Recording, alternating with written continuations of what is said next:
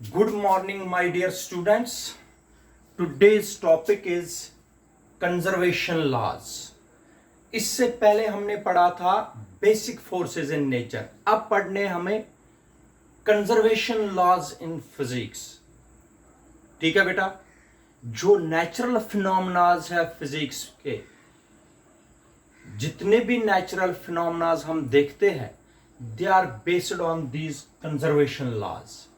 और conservation laws यहां पर हमें सिर्फ स्टेटमेंट देनी है. जो डेरिवेशन है, एक्सप्लेनेशन है, आगे जाके चैप्टरों में हमें पढ़ना है. यहां पर मैं आप लोगों को सिर्फ स्टेटमेंट बताऊंगा. ठीक है, तो सबसे पहला है first law of conservation of charge. Law of conservation of charge. पहला है law of conservation of charge. Law of conservation of charge या कंजर्वेशन लॉज पढ़ने से पहले आप लोगों को मैं बताता हूं isolated system. What do you mean by isolated system? Isolated system का मतलब क्या है बेटा? मान लीजिए ये एक आइसोलेटेड सिस्टम है. A system is said to be an isolated system if it is free from any external influence. बाहर के एक्सटर्नल इन्फ्लुएंस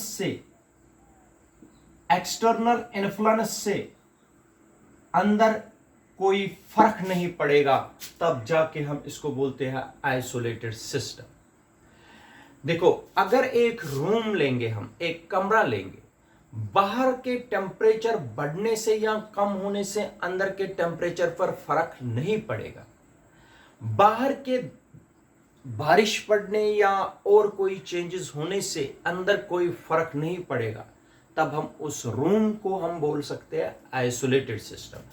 इसी तरीके से बेटा एक सिस्टम को हम ट्रीट कर सकते हैं as an isolated system if it is free from any external influence.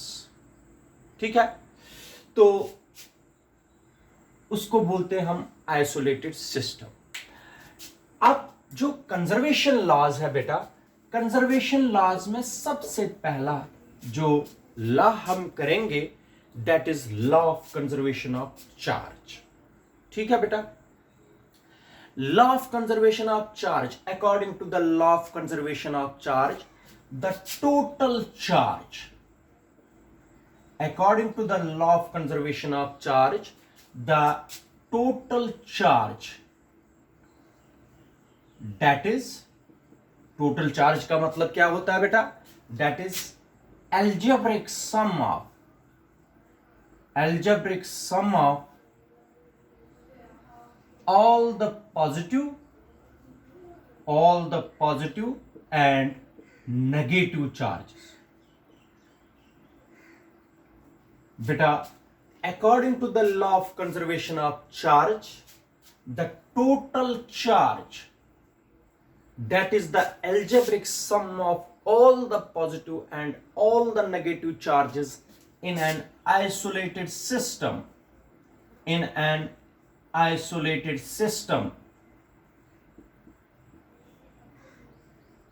is always constant,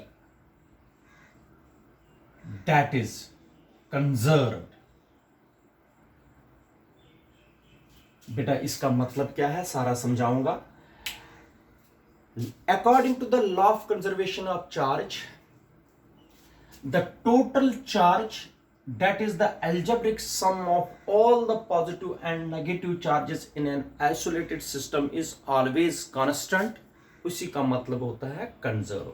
इसका मतलब हो गया जो algebraic sum है, जितने भी पॉजिटिव चार्जेस और जितने भी नेगेटिव चार्जेस लोगे आप, उनका सम हमेशा कांस्टेंट रहता है, चेंज नहीं होता है एक आइसोलेटेड सिस्टम में. उसी को बोलते हैं बेटा law of conservation of charge. किस तरीके से आप लोगों को समझ आएगा वो मैं एग्जाम्पल बता दूंगा।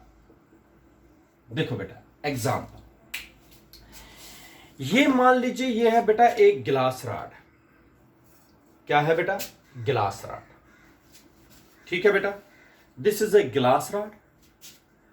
और याद रखना ये मान लीजिए ये है सिलिक cloth. This is a glass rod and it is a piece of silk cloth. इधर देखो, एक मैंने गिलास रॉड ले ली, दिस इज गिलास रॉड, इसको गिलास रॉड लिखूंगा मैं। This is a glass rod और साथ में लिया मैंने सिलिक क्लॉथ। ये मान लीजिए ये है सिलिक क्लॉथ, ये क्या लिया? सिलिक क्लॉथ। ठीक है बेटा, सिलिक क्लॉथ। ये जो गिलास रॉड और सिलिक क्लॉथ, गिलास रॉड प्लस सिलिक क्लॉथ, ये बनाते हैं एक सिस्टम जिसको आइसोलेटेड सिस्टम बोलते हैं। गिलास रॉड प्लस सिलिक cloth, it is A system, isolated system. इनको कोई एक्सटर्नल इन्फ्लुएंस का असर नहीं पड़ता है, गिलास रॉड और सिलिक क्लॉथ। ठीक है बेटा, देखो क्या होता है। अभी गिलास रॉड लाई आप लोगों ने और सिलिक क्लॉथ लाया। ये 12th में आप लोगों को ब्रीफ, ये 12th में आप लोगों को अच्छी तरीके से पूरा अंडरस्टैंड करना है, समझना है। ये सिलेबस में है 12th के, लेकिन यहां पर स्टेटमेंट है, आप लोगों को समझाऊंगा। अगर हम गिलास रॉड और सिलिक क्लॉथ लेते हैं, अभी हमने कुछ भी नहीं किया, मतलब अगर हम रब करते हैं इसको, याद रखना, रब जब करते हैं गिलास रॉड को किससे बेटा? सिलिक क्लॉथ से। ये कॉम्बिनेशन है।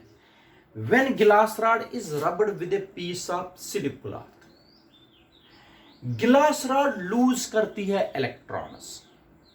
क्या करती है? Lose electrons. जब गिलास रॉड को सिलिक क्लॉथ से रब करेंगे, गिलास रॉड लूज करती है इलेक्ट्रॉन्स।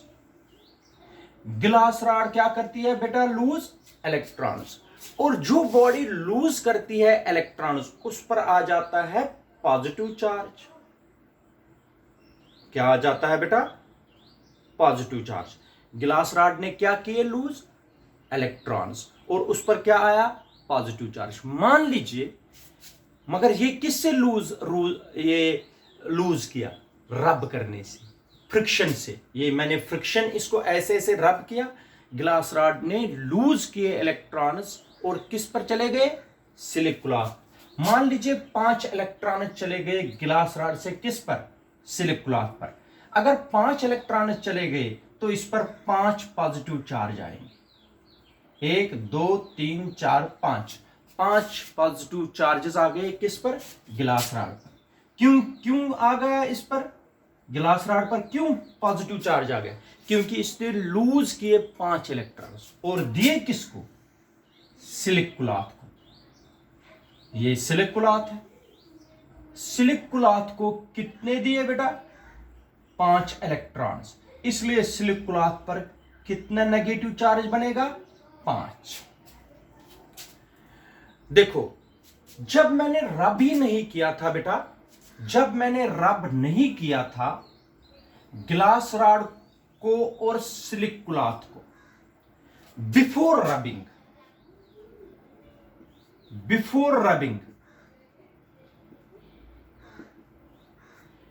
क्या इन्होंने, ये बिफोर रबिंग इन्होंने कोई अट्रैक्शन नहीं दिखाई थी। क्यों नहीं दिखाई थी attraction?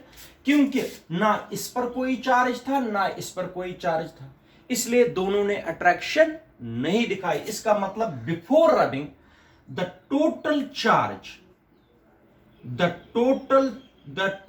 Charge of the system, ये सिस्टम है, सिस्टम कौन कौन सा है? गिलास रॉड और सिलिक क्लॉथ।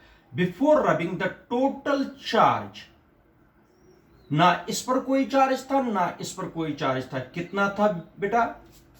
0। ठीक है बेटा। कंजर्वेशन लॉ क्या बोलता है? कंजर्वेशन लॉ बोलता है टोटल चार्ज जो सिस्टम का वो हमेशा क्या रहना चाहिए? कांस्टेंट। यही तो हमें दिखाना है। अब आप लोगों ने क्या किया बेटा? रब किया। किसको किसके साथ? गिलास रॉड को रब किया with a piece of silk cloth. Glass rod ने क्या किया? 5 इलेक्ट्रॉन्स लूज किए। 5 इलेक्ट्रॉन्स दिए किसको? सिलिक क्लॉथ को। जब 5, मगर लूज कैसे किए? रब करने से। जिस तरह अगर इस पर डस्ट लगी है बेटा, इस स्केल पर, गिलास रॉड पर अगर डस्ट लगी है तो रब करने से वो डस्ट उड़ जाती है। इसी तरीके से रब करने से कुछ इलेक्ट्रॉन्स ट्रांसफर होते हैं फ्रॉम गिलास रॉड टू सिलिक क्लॉथ। मान लीजिए इसमें कितने इलेक्ट्रॉन्स चले गए? 5। तो इस पर कितना चार्ज आ गया? +5। सिलिक क्लॉथ ने कितने गेन किए इलेक्ट्रॉन्स? 5। उस पर कितना आया चार्ज? -5। टोटल चार्ज फिर से कितना आ गया? टोटल चार्ज कितना आया? फिर से टोटल चार्ज आफ्टर रबिंग गिलास रॉड पर कितना चार्ज आ गया? +5। सिलिक क्लॉथ पर कितना चार्ज आ गया? -5। ये और ये कैंसर, क्या आ गया फिर से बेटा? Total charge after rubbing 0, total charge before rubbing is again 0। इसका मतलब हो गया जो नेट चार्ज है, जो टोटल चार्ज एक आइसोलेटेड सिस्टम का है, वो हमेशा कांस्टेंट रहता है। पहले अगर इसमें 0 था, बाद में भी 0 ही है। इसका मतलब हो गया चार्ज जो है, जो एल्जेब्रिक सम है, all the positive and all the negative charges in an isolated system, it is always constant। ठीक है बेटा? तो इसको बोलते हैं law of conservation of charge. ये हो गया एक लॉ। तो ये याद रखना है, the total charge that is the algebraic sum of all the positive and negative charges in an isolated system is always constant। In order to understand, let us take a glass rod and a piece of silicon cloth. Before rubbing, the total charge on the system is 0. Now, take the glass rod and rub it with a piece of silicon cloth. Suppose glass rod loses 5 electrons and occurs +5 charge. Silicon cloth gains electrons and occurs -5 charge. Total charge after rubbing is again 0. This means charge is conserved। क्योंकि पहले जितना charge था बाद में भी उतना ही charge, इसलिए electric charge क्या है बेटा? कंजर्व। ये हो गया पहला लॉ। शाबाश बेटा। अब सेकंड कंजर्वेशन लॉ है law of conservation of energy. Law of conservation of energy, ये सबने पढ़ा है, पहले भी पढ़ा है आप लोगों ने, 9th में भी पढ़ते हो, 10th में भी पढ़ते हो। According to the law of conservation of energy, energy can neither be created not destroyed, it may only change from one form to another form. ये पढ़ा है। इसका मतलब the total energy of a system is always constant। याद रखा बेटा? क्या मैंने बताया? According to the law of conservation of energy, according to the law of conservation of energy, energy can neither be created, energy ना create हो सकती है ना डिस्ट्रॉय हो सकती है। It just changes from one form to another, changes from one form to another। ठीक है बेटा? ये एक्चुअल में इसका मतलब है जो टोटल एनर्जी होती है एक सिस्टम की, total energy is always constant.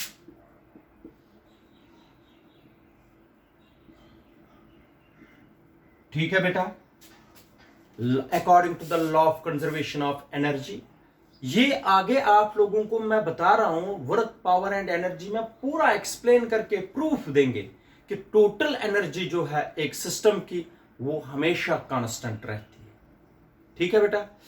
तो according to the law of conservation of energy, energy can neither be created not destroyed, it may only change from one form to another. In other words, the total energy of a system is always constant. ठीक है बेटा। For example इधर देखो, अगर एक ball है, ठीक है, एक बॉल है जो मैंने छत पर रखी है, इस वक्त इसमें kinetic energy plus potential energy होती है टोटल एनर्जी। लेकिन अभी ये रेस्ट पर है, काइनेटिक एनर्जी क्या है? जीरो, पोटेंशियल एनर्जी है सबसे ज्यादा।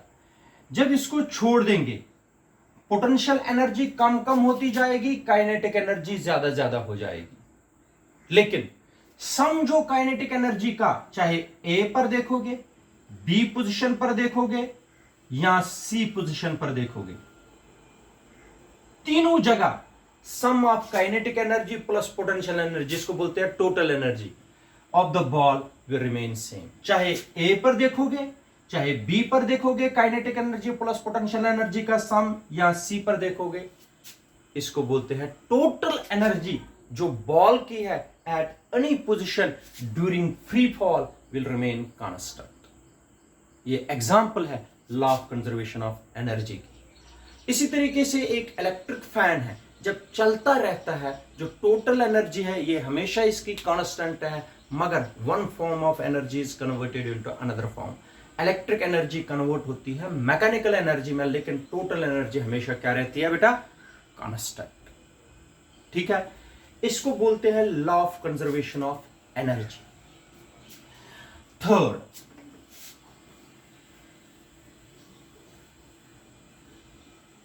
Law of conservation of mass energy.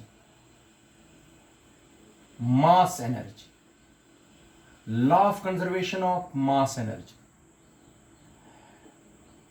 पहले बेटा मास अलग था, एनर्जी अलग थी, लेकिन इसके आने से, मास एनर्जी का कंसेप्ट लाने से, इसमें एक लॉ है जिसको बोलते हैं law of conservation of mass energy. ठीक है, ये आइंस्टाइन ने बताया। आइंस्टाइन की मास एनर्जी इक्विवेलेंस से दी गई है। According to law of conservation of mass energy, mass can be converted into energy. According to the law of conservation of energy, mass and energy are two interconvertible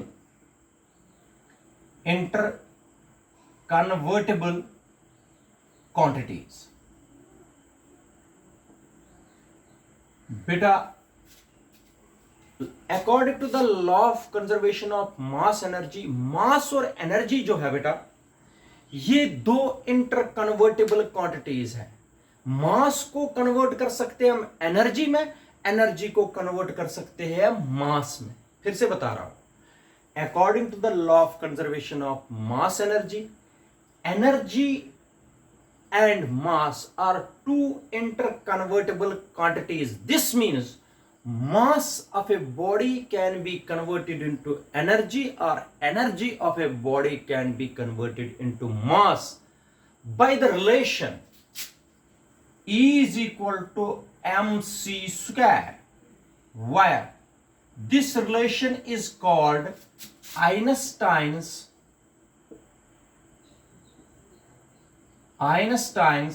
mass energy equivalence.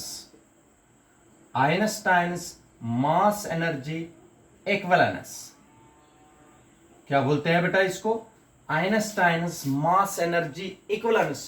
ये जो E है it is energy, और बेटा जो M है it is mass, और जो ये C है it is velocity of light. velocity of light, which is equal to 3 into 10 raised power 8 meter per second। velocity of light in vacuum लेते हैं, तो इस रिलेशन से हम एनर्जी को मास में कन्वर्ट कर सकते हैं, मास को एनर्जी में कन्वर्ट कर सकते हैं। मास किसके बराबर होगा? E/c² और E होगा बराबर mc²। ये दो रिलेशन से हम एनर्जी को कन्वर्ट कर सकते हैं मास में और मास को कन्वर्ट कर सकते हैं हम एनर्जी में। और यही इक्वेशन यूज की जाती है बेटा एटॉम बॉम्ब में। Atom bomb mass energy, law of conservation of mass energy पर डिपेंड करता है। मास लिया जाता है यूरेनियम, थोड़ा सा मास यूरेनियम का लिया जाता है और उसी को कन्वर्ट किया जाता है लार्ज अमाउंट ऑफ एनर्जी में। तो atom bomb is the example of law of conservation of energy and is based on the relation E = mc²। Energy और मास दो इंटर कन्वर्टेबल क्वांटिटीज है जिसमें एनर्जी को कन्वर्ट कर सकते हैं मास में और मास को कन्वर्ट कर सकते हैं बेटा एनर्जी में। इसको बोलते हैं law of conservation of mass energy. ठीक है बेटा। अब है फोर्थ लॉ है, याद रखना बेटा, फोर्थ लॉ है law of conservation of linear momentum. Law of conservation of linear momentum, ये भी आप लोग लॉज ऑफ मोशन में पढ़ोगे। Law of conservation of linear momentum पूरा वहां पर डिराइव करना है। एक चीज मैं आप लोगों को बताता हूं, लीनियर मोमेंटम हम स्मॉल p से लिखते हैं। लीनियर मोमेंटम होता है बेटा mass into velocity, the product of mass and velocity. Mass multiply velocity जब करते हैं बेटा, the product of mass and velocity is called linear momentum. Linear momentum किसके बराबर होता है बेटा? The product of mass and velocity. ये p से डिनोट करते हैं लीनियर मोमेंटम। ठीक है। अब देखो बेटा, linear momentum according to the law of conservation of linear momentum, the total linear momentum of an isolated system is always constant। जो टोटल लीनियर मोमेंटम है बेटा, the total linear momentum of an isolated system, isolated system is always constant. जरा पढ़िए, what is law of conservation of linear momentum? The total linear momentum of an isolated system is always constant. Constant, इसका मतलब क्या हुआ बेटा? Law of conservation of linear momentum बोलता है जो टोटल लीनियर मोमेंटम है, ठीक है बेटा, एक आइसोलेटेड सिस्टम में वो हमेशा कांस्टेंट रहता है। इसके एग्जाम्पल एक है बेटा recoil of gun. Recoil of gun देखो बेटा, रिकॉइल ऑफ गन बड़ा ही इंपॉर्टेंट टॉपिक है लॉज ऑफ मोशन में, लेकिन यहां पर मैं आपको बताता हूं, अगर ये एक गन है, इधर देख लीजिए बेटा, ये एक सिस्टम है, इस गन में बुलेट भी है, ये मान लीजिए बुलेट है, gun plus bullet, gun plus bullet, gun plus bullet बन गया एक सिस्टम। क्या बन गया? सिस्टम। गन का मास ले लीजिए कैपिटल M, बुलेट का मास ले लीजिए, गन का मास हम कैपिटल M लेंगे, बुलेट का मास हम स्मॉल m लेंगे। ठीक है बेटा। इधर देखो, रिकॉइल क्यों गन करता है? मतलब जब गन से फायरिंग करते हैं, इस गन से, इसको कंधे के साथ रखते हैं। रीजन क्या होता है वो मैं बताऊंगा। पहले रिकॉइल का मतलब क्या है? रिकॉइल का मतलब जब बुलेट फायर करेगा, गन पीछे की तरफ धकेला जाता है। रिकॉइल, रिकॉइल का मतलब जो ही इस गन से फायर करोगे, बुलेट आगे जाएगा गन पीछे जाएगा, इसलिए पीछे जाने के बजाय हम क्या करते हैं, फिर कंधे के साथ रखते हैं, लेकिन कंधे को पुश करता है पीछे। लेकिन रिकॉइल का मतलब गन को, बुलेट जब फायर करेंगे गन पीछे आएगा, गन इधर की तरफ जाएगा, बुलेट इधर की तरफ जाएगा। ठीक है बेटा, जब आप लोगों ने फायर किया, बुलेट बड़ी तेजी से आगे निकलेगा। यह है बुलेट, बड़ी तेजी से, इसका मास स्मॉल m है, मान लीजिए इसकी वेलोसिटी है v, ये वेलोसिटी, मास इनटू वेलोसिटी क्या बन गया इसका, लीनियर मोमेंटम। किसका है ये, बुलेट का। ठीक है बेटा, जितना बुलेट का लीनियर मोमेंटम होना चाहिए उतना ही क्या होना चाहिए, गन का टोटल लीनियर मोमेंटम क्या रहना चाहिए, कंजर्व। बुलेट तो बड़ी तेजी से आगे भाग रहा है, वेलोसिटी इसकी ज्यादा, मास कम, मगर इसका मास क्या है, ज्यादा। गन का मास क्या है, ज्यादा। वेलोसिटी क्या है इसकी, वेलोसिटी कम है। मास ज्यादा, वेलोसिटी कम, मगर मास इंटू वेलोसिटी का मतलब linear momentum, mass into velocity का मतलब लीनियर मोमेंटम। जितना बुलेट का लीनियर मोमेंटम होगा उतना ही गन का होगा, लेकिन इसका इस साइड और इसका इस साइड, इसका मतलब टोटल लीनियर मोमेंटम जो है, चाहे गन का ले लीजिए चाहे बुलेट का ले लीजिए, ये सिस्टम बना रहा है, एक कांस्टेंट है। इसका मतलब इसमें मास कम है, वेलोसिटी ज्यादा है, लेकिन प्रोडक्ट पी है। इसमें मास ज्यादा है, वेलोसिटी कम है, लेकिन प्रोडक्ट पी है। ठीक है बेटा, इसका मतलब जो टोटल लीनियर मोमेंटम है एक सिस्टम का, वो हमेशा कांस्टेंट रहता है, एक आइसोलेटेड सिस्टम का। इसको दूसरे तरीके से भी आप लोग डिफाइन कर सकते हैं, the total linear momentum of an isolated system is always constant, या the total linear momentum of a system is always constant if net external force acting on it is zero. अगर कोई भी external force इस पर नहीं act होता है, तब टोटल लीनियर मोमेंटम जो सिस्टम का है वो जीरो है। ठीक है, इसीलिए जो घन का लीनियर मोमेंटम है और जो बुलेट का लीनियर मोमेंटम है वो इक्वल है। इक्वल किस लिए है, इसकी वेलोसिटी ज्यादा है, मास कम है, प्रोडक्ट p है। इसका मास ज्यादा है, वेलोसिटी कम है, प्रोडक्ट तब भी p है। इसका मतलब total linear momentum of a system is always constant. इसको बोलते हैं बेटा law of conservation of linear momentum. इसी तरीके से बेटा होता है law of conservation of angular momentum.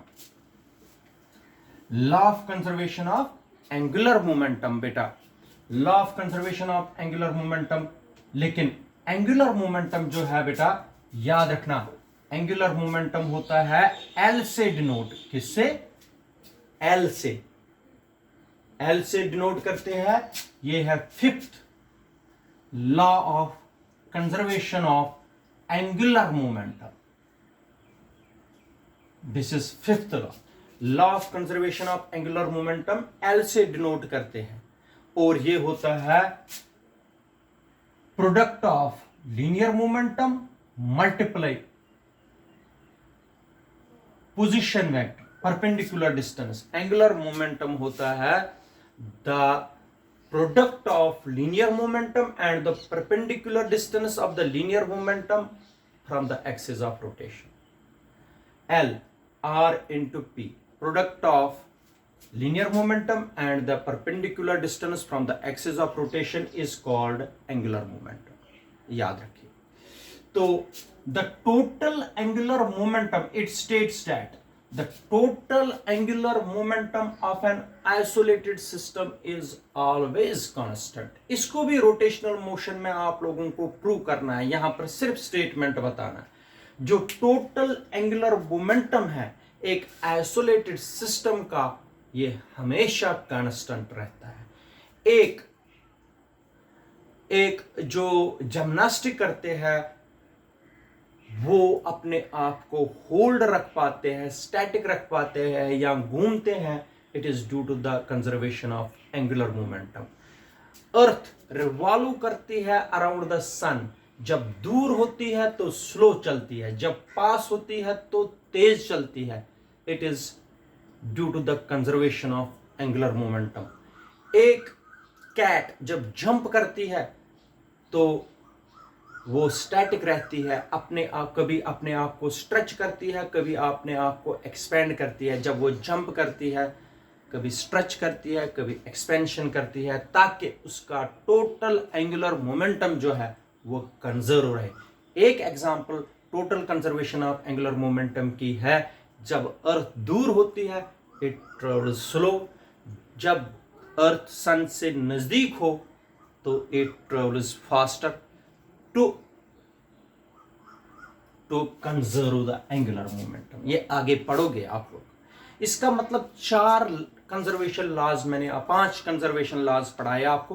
पहला था law of conservation of charge, second था law of conservation of energy, third थी law of conservation of mass energy, fourth था law of conservation of linear momentum, और fifth था law of conservation of angular momentum.